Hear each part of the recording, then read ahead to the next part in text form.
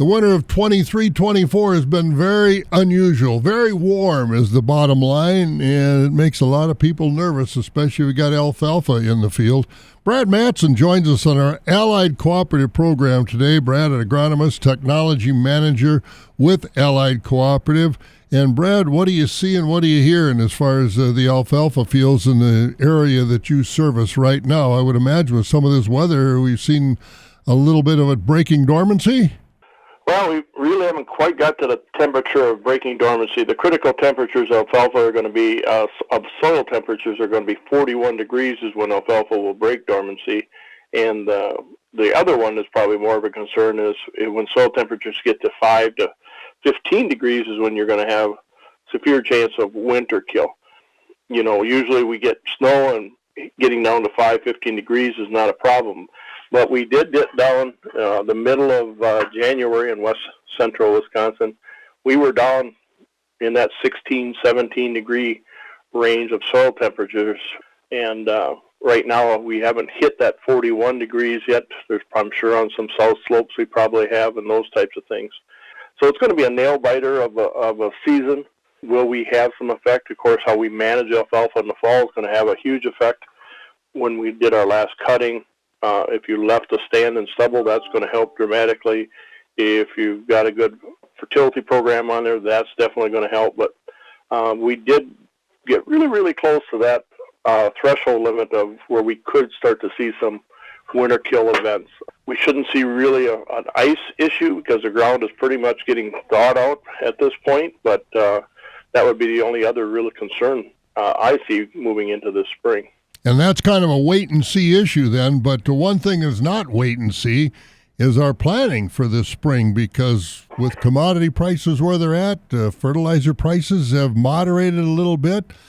Planning should be well underway for our spring cropping season, because we've got to get yield to get some price to money, because the prices for commodities not real good right now. How busy are you guys helping farmers plan? Oh, we're moving along. And it's a lot tougher this year. Definitely putting strains on the budget with these commodity prices. Fertilizer has softened a lot from last year, but that doesn't match up to where these commodity prices are. So spending, is going to be I would advise spending extra time with your agronomist, working out a plan that's where you're going to get the most bang for your buck on what fertilizers you use. It's not all about just nitrogen, but it's about the complete program. But you're absolutely right, Bob, when you say yield is king. If you don't have that yield, it's really, really hard to make these budgets work. So just going across the board saying I'm going to cut back X amount of dollars on my fertilizer could be a very serious mistake this year. So the planning is critical in spending that time and asking the right questions of your agronomist. And, how can I maximize my yields? What am I on my soil tests are showing where I should be? Maybe it's a little bit more potash. Maybe it's a little bit more DAP. Just don't assume that you can cut everything else out and just leave the nitrogen in, because that can be a sad mistake. And we better do our homework as far as these genetics and what these modern genetics offer, because I'll tell you, in dry weather, some other situations, it's been remarkable what these products have yielded. So don't cut corners on genetic selection either, should you? Genetics is key. Placement of the genetics is where you really make your money.